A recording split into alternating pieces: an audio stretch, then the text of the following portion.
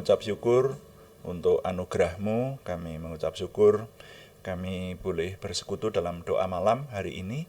Dan sekarang kami ingin mendengarkan rahasia firman-Mu, merenungkannya. Urapi kami semua, bawa kami semua untuk memahami semua kehendak Tuhan, sehingga hidup kami semakin berkemenangan.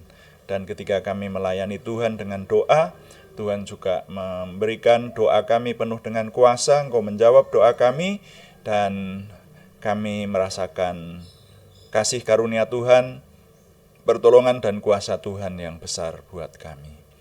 Dalam nama Tuhan Yesus Kristus kami berdoa. Haleluya. Amin. Selamat malam Bapak Ibu, saudara sekalian yang sudah bersekutu di doa malam hari ini. Senantiasa kita mengucap syukur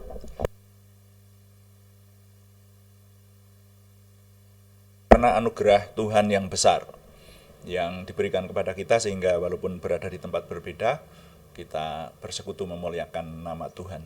Nah, saudara, kita akan melanjutkan perenungan kepada kitab Amsal. Saya memberi judul bagian yang akan kita renungkan ini. Ini bagian akhir dari pasal 11 kitab Amsal ya. Kita akan baca yang kemarin itu 26, sekarang 27 ya. Ayat 27 sampai 31 saya memberi judul jangan jatuh karena kekayaan. Ya, karena nanti di sini salah satunya yang menarik perhatian kita ini tentang kekayaan ya. Jangan jatuh karena kekayaan. Amsal pasal 11 ayat 27. Siapa mengejar kebaikan berusaha untuk dikenan orang, tetapi siapa mengejar kejahatan akan ditimpa kejahatan. Siapa mempercayakan diri kepada kekayaannya akan jatuh, tetapi orang benar akan tumbuh seperti daun muda. Siapa yang mengacaukan rumah tangganya akan menangkap angin. Orang bodoh akan menjadi budak orang bijak. Hasil orang benar adalah pohon kehidupan, dan siapa bijak mengambil hati orang. Kalau orang benar menerima balasan di atas bumi, lebih orang fasik dan orang berdosa. Nah, sampai di situ pembacaan saya. Mari kita mencoba merenungkannya mulai dari ayat 27. Siapa mengejar kebaikan berusaha untuk dikenan orang. Siapa mengejar kebaikan. Hasil perenungan saya, setiap yang disebut kebaikan itu mesti disenangi banyak orang. Kebaikan itu mesti disenangi banyak orang. Ya, kalau itu kebaikan yang benar. Kecuali kalau kebaikan itu karena kebaikan, kebenaran, itu sekali lagi kemarin sudah kita renungkan, sangat subjektif menurut siapa. Kebaikan sama kebenaran itu menurut siapa, nah, gitu loh. Jadi baik menurut saya mungkin tidak baik menurut orang lain. Nah, tapi kalau kebaikan yang benar-benar hakiki kebaikan itu disenangi semua orang. Makanya di sini dikatakan siapa mengejar kebaikan itu berusaha untuk dikenan orang, seperti itu. Tetapi siapa mengejar kejahatan akan ditimpa kejahatan. Ya, kemarin kayaknya sudah saya sebutkan, Tuhan Yesus mengingatkan kepada Petrus waktu di Taman Getsemani itu, sarungkan pedangmu, karena barang siapa bermain-main dengan pedang, ia akan terbunuh oleh pedang. Gitu. Jadi siapa mengejar kejahatan akan ditimpa kejahatan itu, dikatakan semacam itu ya. Ini ayat 27. Berikutnya, nah ini yang menjadi judul dari renungan kita ini. Siapa mempercayakan diri kepada kekayaannya akan jatuh. Siapa mempercayakan diri kepada kekayaannya, ini artinya bagaimana? Orang yang sangat mengandalkan kekuatannya itu ada di kekayaannya, saudara. Jadi ini yang dijelaskan dalam kalimat ini adalah orang-orang yang dalam gambaran saya adalah orang yang berkata bahwa yang penting orang itu punya banyak duit. Kalau orang punya banyak duit, maka segala sesuatu bisa diatur dengan duit. Mungkin untuk sampai ke ukuran tertentu, ya. Sekarang ini kita melihat ya, bahkan di pengadilan itu orang yang salah bisa menjadi benar karena apa? Karena duit. Ya, hari-hari ini saja kita mendengar, dalam 2 hari ini kita mendengar ada seorang hakim di tengah-tengah bangsa ini, hakim yang ditangkap karena menerima suap. Nah, seperti itu. Nah, jadi ini sudah ke berapa kalinya ini ya, hakim yang menerima suap itu. Jadi keadilan itu bisa diatur kalau orang punya duit. Tapi ini pun ada batasnya, saudara. Ya, siapa mempercayakan diri kepada kekayaannya akan jatuh. Karena begini, buktinya ketika ini ketahuan, lah jatuh kan. Yang menyuap maupun yang menerima suap itu akhirnya masuk penjara semua kalau nanti terbukti, saudara-saudara. Yang sudah terbukti banyak seperti itu. Nah, tapi lebih dari itu, ada hal-hal yang tidak dapat diselesaikan dengan harta benda atau dengan uang. Ya, kalau sudah menyangkut kesehatan, ya dalam kadar tertentu orang punya banyak duit bisa berobat gitu. Tetapi kesembuhan itu milik Yang Maha Kuasa. Karena itu ya walaupun duitnya banyak, ya yang menentukan sembuh atau tidaknya, hidup dan tidaknya itu Yang Maha Kuasa. Jadi ada hal-hal yang tidak bisa diselesaikan dengan kekayaan. Makanya saya memberi judul jangan jatuh karena kekayaan. Nah, saudara, pikiran kita jangan mengandalkan, sekali lagi mengandalkan. Lah kalau saudara dan saya mungkin punya banyak harta benda dan bangga dengan itu boleh, ya digunakan dengan baik, kekayaan itu boleh gitu ya. Tapi jangan mempercayakan diri, dikatakan di situ. Karena kalau sudah mempercayakan diri itu sudah mengalahkan Tuhan. Yang lebih penting kekayaannya daripada Yang Maha Kuasa, saudara. Ini yang tidak bisa. Ini tidak boleh. Ini firman Tuhan berkata semacam itu. Kalau itu yang terjadi, maka dikatakan akan jatuh. Itu. Jadi harap ingat kepada Yang Maha Kuasa, karena kalimat berikutnya adalah tetapi orang benar akan tumbuh seperti daun muda. Nah, seperti tunas muda. Orang benar, nah ini kan sudah lepas dari bicara mengenai kekayaan atau enggak. Ya, tapi orang benar itu juga dalam memperlakukan kekayaannya dia benar di hadapan Tuhan. Nah, di situ dikatakan dia akan bertumbuh seperti daun muda. Pada umumnya karena di sini ini dianalogikan sebagai daun atau sebagai tumbuh-tumbuhan, pada umumnya kalau daun itu bertumbuh, itu akan diikuti dengan bertumbuhnya batang atau tunas. Ya. Jadi kalau ada daun muda dan di situ itu terpupuk terus, kemudian bertumbuh, maka dia tidak akan jatuh. Dia akan menjadi pohon atau ranting yang besar dan kokoh, yang pada akhirnya akan memperkuat pohon yang bersangkutan untuk terus berdiri, meraih kemajuan dalam hidup. Ya, pohon yang bersangkutan kalau analoginya adalah pohon. Nah, kemudian ayat yang ke-29, siapa yang mengacaukan rumah tangganya akan menangkap angin. Pertanyaannya, apakah ada orang yang mengacaukan rumah tangga? Rumah tangganya sendiri dikacaukan gitu, ada? Rasanya ada ya, saudara ya. Saya rasa sebagai hamba Tuhan yang dipercaya, salah satu fokus pelayanan saya itu adalah pelayanan keluarga. Itu puji Tuhan sebagian besar, atau saya sebut hampir semuanya, kalau ada itu persentasenya kecil sekali. Orang-orang yang pernah saya jumpai dalam pelayanan saya, itu kalau tadinya ada orang yang mengacaukan rumah tangga, tapi akhirnya bertobat dan keluarganya menjadi baik, itu saudara ya. Tapi di sini dikatakan bahwa siapa yang mengacaukan rumah tangganya akan menangkap angin. Jadi orang yang mengacaukan rumah tangga itu contohnya adalah orang-orang yang, katakanlah contohnya ya, selingkuh, gampangannya begitu aja lah. Itu kan sebetulnya mengacaukan rumah tangga. Siapa yang selingkuh itu sudah pasti membuat marah, jengkel, ataupun merasa dikhianati pihak yang lain. Ataupun ada orang-orang yang, ya kalau disebutkan banyak kasus lah, ya mengacaukan rumah tangga itu, membuat rumah tangganya tidak tentram. Nah, ini siapa yang berbuat semacam itu? Itu sebetulnya menangkap angin. Loh, saya ketemu loh saudara, bahkan nanti kita mendoakan yang semacam ini. Ada orang-orang yang Ini lebih dari 1-2 dalam pelayanan saya punya pengalaman seperti itu. Ada orang yang ketika ditanya itu, kenapa kok berbuat seperti itu? Lah habis saya suka ya, gitu. Saya tidak bisa menguasai diri saya. Ini yang saya lakukan. Lu tapi ini kan nanti akan mengacaukan rumah tanggamu. Ah, ya enggak lah. Nanti saya atasi lah seperti itu. Jadi enggak kalau mengacaukan, tapi lah ini padahal sudah jelas-jelas apa yang dilakukan itu, Saudara.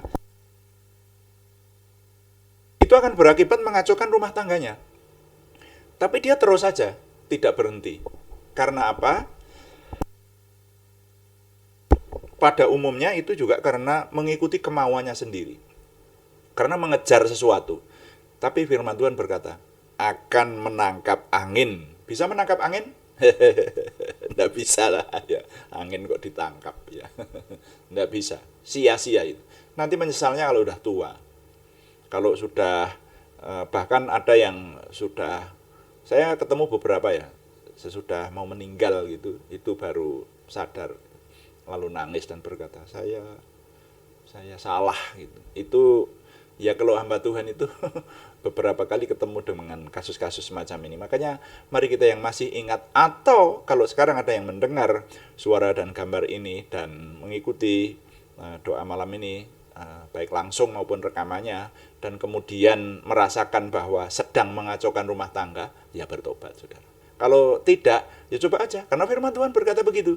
Loh, ini firman Tuhan, ini bukan, sekali lagi bukan sekedar kata-kata mutiara atau kata-kata bijak, ini bukan ini. Ini firman Tuhan yang penuh kuasa.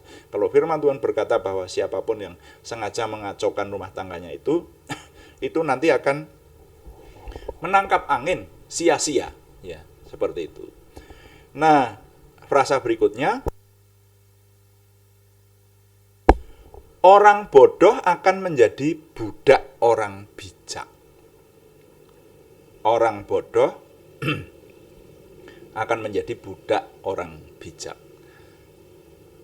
Kenapa? Dalam renungan saya, orang bodoh itu pada umumnya juga kecenderungannya bertindak bodoh.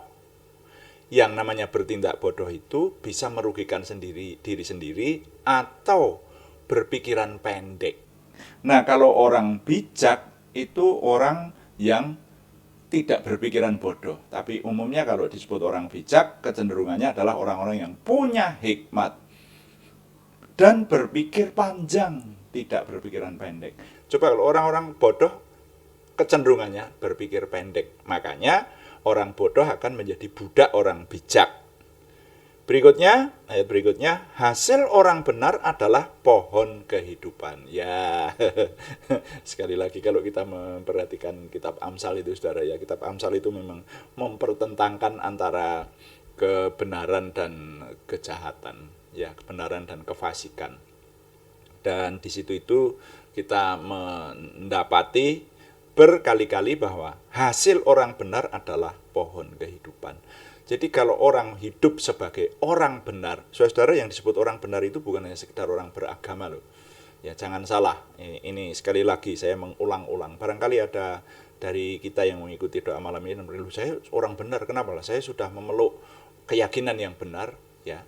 Nah, sebentar dulu, karena mengikut Tuhan Yesus Kristus yang hidup dalam perjanjian baru, itu pun kalau boleh saya mengatakan terbagi paling tidak dalam 2 bagian besar dari orang Kristen. Orang Kristen loh ya, kalau hanya sekedar Kristen ya.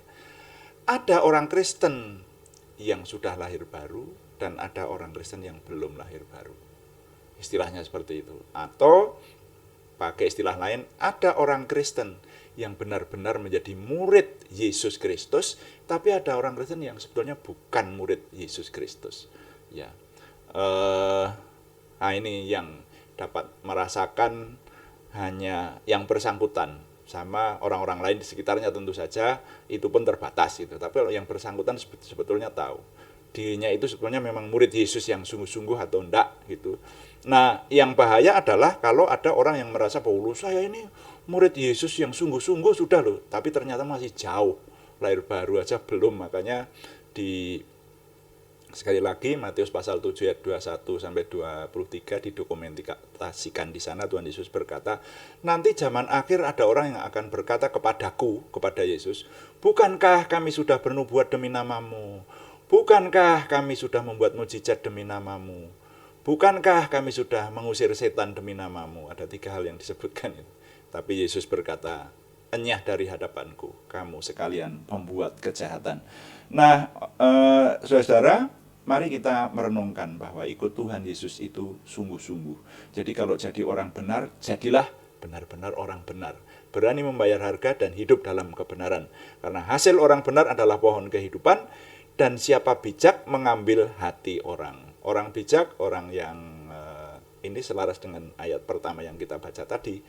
Orang yang penuh hikmat itu banyak temannya, bisa mengambil hati orang. Makanya kalau sebetulnya agak mudah juga untuk meneliti bagaimana hidup kita. Kalau hidup kita ini banyak musuh, saudara-saudara, memang orang hidup itu bisa dimusuhi orang. Bahkan orang benar seperti Tuhan Yesus Kristus yang memiliki kebenaran sejati, bahkan Tuhan Yesus itu kebenaran sejati saja juga dimusuhi orang kok.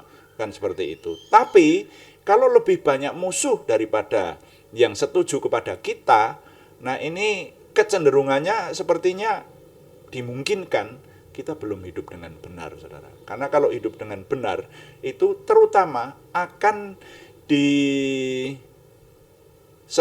atau mendapat banyak teman orang-orang benar. Ya, orang-orang benar mesti menjadi kawannya, menjadi sahabatnya, menjadi saudaranya. Jadi, dan siapa bijak mengambil hati orang. Nah, ayat yang terakhir, kalau orang benar menerima balasan di atas bumi, lebih-lebih orang fasik dan orang berdosa. Jadi yang disebut orang benar itu juga kalau salah tidak lepas dari hukuman Tuhan. Apalagi kalau hidupnya memang seluruhnya tidak benar, saudara-saudara. Ya, saya memberikan contoh. Kalau kita kembali merenungkan tentang perjalanan umat pilihan Tuhan di perjanjian lama dari tanah perbudakan menuju ke tanah perjanjian, saudara-saudara, itu semuanya kan sebetulnya sudah dibenarkan oleh Tuhan. Mereka yang keturunan Abraham itu di hadapan Tuhan sudah dihitung sebagai orang-orang benar, orang-orang yang mempunyai hak untuk bertemu dengan Tuhan, untuk menyebut Tuhan, untuk menyembah Tuhan. Nah, lalu di antara orang-orang benar itu, saudara-saudara, itu banyak yang menerima tulah Tuhan loh. Dan kalau kita membandingkan di sini, kalau orang benar menerima balasan di atas bumi, contohnya Musa. Musa itu kurang benar apa di hadapan Tuhan? Dia bergaul karib dengan Tuhan. Tidak ada nabi yang besar seperti Nabi Musa kalau menurut saya, yang diberi kuasa oleh Tuhan membelah laut. Membelah laut, halo. Tapi salah sedikit. Salahnya hanya dia disuruh kemarin dulu itu sudah kita renungkan ini di kitab Kejadian ya. Disuruh oleh Tuhan, kitab Keluaran bilangan ulangan itu ada di sana. Disuruh oleh Tuhan supaya memerintahkan batu mengeluarkan airnya. Kemudian air itu nanti akan mencukupi bagi umat pilihan Tuhan waktu itu. Tetapi karena jengkelnya kepada umat pilihan Tuhan yang dipimpinnya, yang sangat tegar tengkuk itu, Musa tidak melakukan tepat seperti yang Tuhan mau, seperti yang Tuhan kehendaki. Dia tidak sekedar mengatakan, tapi dia memukul batu itu sambil berkata dengan jengkel. Berkatanya aja sudah bertentangan dengan yang Tuhan maksud. Nah, mestinya hanya disuruh memerintahkan supaya batu itu keluar airnya. Jadi mestinya kalimatnya bunyinya, batu keluarlah air untuk memenuhi kebutuhan kami, seperti itu. Tapi Musa mengatakan, apakah aku harus mengeluarkan air dari batu ini? Ya. Apakah aku harus mengeluarkan air dari batu ini? Lalu dia memukul batu itu. Nah, ini Tuhan tidak berkenan. Wah, ini tidak pas ini seperti itu. Dan Musa mendapat sanksi. Ya. Jadi kalau orang benar menerima balasan, di sini diistilahkan balasan, menerima sanksi dari Tuhan, yaitu tidak boleh masuk ke tanah perjanjian. Nah, frasa yang terakhir, lebih-lebih orang fasik dan orang berdosa. Makanya kalimat ini mengingatkan kepada kita, firman Tuhan ini mengingatkan kepada kita, supaya kita jangan jadi orang fasik, supaya kita jangan jadi orang berdosa atau hidup dalam dosa terus-menerus, ya kita yang hidup dalam perjanjian baru, kita harus bertobat, memperbaiki hidup kita, hidup benar di hadapan Tuhan, seperti itu, dan menjauhi kejahatan. Ya, makanya kalau kita bergaul karib dengan Tuhan, mengerti kehendak Tuhan, kita akan semakin memahami Tuhan. Tuhan dipuji, amin. Mari sekarang kita melayani Tuhan dengan doa. Kita pujikan yang tadi, kemudian saya ingin menaikkan doa syafaat. Ada banyak nama yang dikirimkan kepada kami.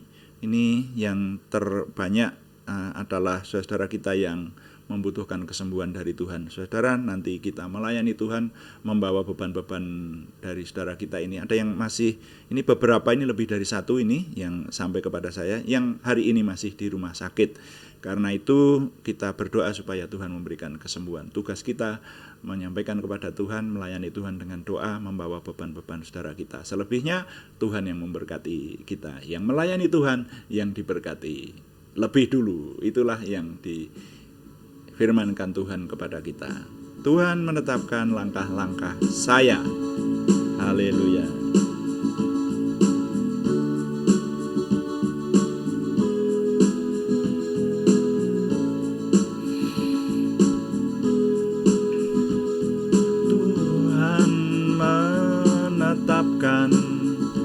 Langkah-langkah saya, sebab hidupku berkenan kepadanya.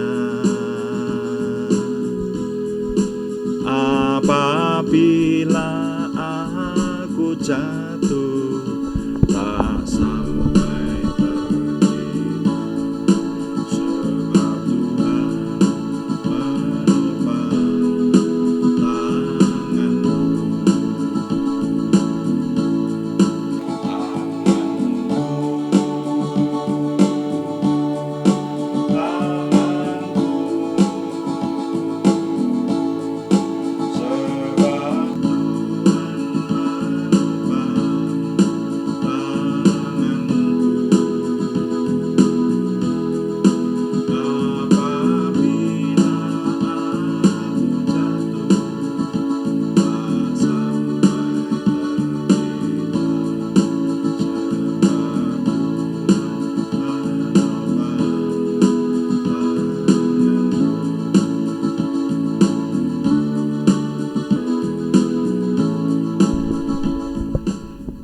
di surga, tidak henti-hentinya kami mengucap syukur juga ketika kami selalu Tuhan bangun dengan rahasia firman Tuhan yang Tuhan bukakan kepada kami. Bahkan sekarang kami menyatukan hati kami melayani Tuhan. Urapi kami semua sehingga doa kami penuh dengan kuasa. Oleh anugerah-Mu saja kami sangat mengandalkan anugerah Tuhan yang kami terima dalam nama Tuhan Yesus Kristus, sehingga doa-doa kami memberi kuasa yang besar, mendapatkan kuasa yang besar dari Tuhan. Dan kami boleh melihat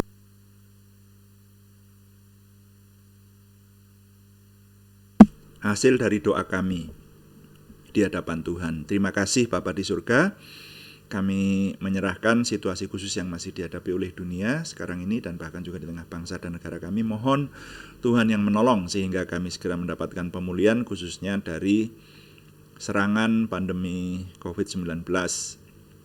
Kami mohon Tuhan memberikan pemulihan kepada kami, bangsa dan negara Indonesia ini. Terima kasih. Sekarang kami menyerahkan saudara kami yang membutuhkan kesembuhan dari Tuhan. Kami mohon Tuhan menjamahkan tangan Tuhan. Kami percaya, kami memiliki iman yang dari Tuhan bahwa nama Yesus Kristus, Tuhan kami itu punya kuasa. Dan sekarang kami mohon di dalam nama Tuhan Yesus Kristus, Yeshua HaMasyiah itu, kami menyerahkan nama-nama yang akan kami sebutkan ini untuk Tuhan memberikan kesembuhan yang sempurna dan pemulihan yang sempurna. Kami menyerahkan saudara kami Aryati Wirawan, saudara kami Arni Setiawati, saudara kami Elisabeth Rianawati, saudara kami Budi Suswanti, saudara kami Dr. Gunawan Saputra, semuanya di Purwodadi, juga saudara kami Kristiningsih Joko Widodo, saudara kami anak Happy Kristiawan di Yogyakarta, saudara kami Indah Rukmadi, saudara kami anak Alek Giovano Wibowo, saudara kami Pendeta Mulyono Senior, saudara kami Widayati, semuanya di Salatiga, saudara kami Edita Karyanto di Ambarawa, saudara kami anak Talita Rahajeng di Pemalang, saudara kami Mika Puspita Rahayu di Surakarta, dan saudara kami Pranowo Noto Subali di Semarang yang sedang dirawat di Magelang. Tuhan segera memberikan kesembuhan sempurna, sehingga semuanya ada di dalam kuasa dan pertolongan Tuhan. Tuhan memberikan yang masih dirawat di rumah sakit segera keluar rumah sakit, sembuh. Tuhan memberikan umur panjang, sukacita, damai sejahtera. Tuhan berikan kekuatan juga kepada keluarga yang mendampingi, ketabahan, kebaikan yang dari Tuhan, sehingga semuanya menjadikan nama Tuhan dimuliakan. Terima kasih. Kami juga berdoa untuk pergumulan yang lain selain kesembuhan, dari saudara kami Sri Purwati, saudara kami Betania Putri Jatusari di Penawangan, saudara kami Yohana Asri Saptorini di Kediri, saudara kami Tati Gustiati di Gerobokan, saudara kami Esra Juliandita di Ambarawa. Tuhan memberikan jalan keluar, Tuhan memberikan terobosan baru, sehingga pertolongan Tuhan nyata kepada kami semua. Terima kasih Bapa di surga untuk semua yang Tuhan anugerahkan dapat kami laksanakan di doa malam ini. Kami dapat berdoa, menyatukan hati, melayani Tuhan, dan menerima firman Tuhan. Selebihnya kami menyerahkan Tuhan yang menolong kami semua untuk boleh menyempurnakan semua yang kami kerjakan oleh pertolongan Tuhan. Baik kesempurnaan dari sikap hati kami di hadapan Tuhan, kerelaan hati kami, dan juga kesatuan hati dari tim yang ada. Tuhan memberkati dan menyempurnakan mekanisme yang kami kerjakan, bahkan kesempurnaan peralatan dan semua yang boleh kami persembahkan untuk kemuliaan nama Tuhan, Tuhan yang menyempurnakannya ke arah Tuhan sendiri. Sehingga Tuhan, terima kasih sampai hari ini kami terus tidak henti-hentinya mengucap syukur karena Tuhan memberikan kepada kami semakin dapat memiliki percaya diri bersama dengan Tuhan, kami memiliki optimisme dan antusiasme, semangat dan bergairah menyambut masa depan kami untuk meraih kemenangan bersama dengan Tuhan. Terima kasih Bapa, kami mohon Tuhan yang menyempurnakan doa kami oleh pertolongan dan pimpinan Roh Kudus, karena semuanya kami persembahkan dengan mantap percaya dalam nama Tuhan Yesus Kristus Juru Selamat kami. Haleluya. Amin. Amin. Demikian doa malam hari ini, dan terima kasih kepada semua yang mendukung dan mengikutinya. Terus berikan dukungan berupa dukungan doa, juga like, comment, dan share, juga subscribe yang belum memberikan subscribe, supaya tim multimedia kami terbantu. Juga bagikan kepada teman-teman lain sehingga lebih banyak lagi yang melayani, lebih banyak lagi yang diberkati. Selamat malam, Tuhan memberkati. Amin.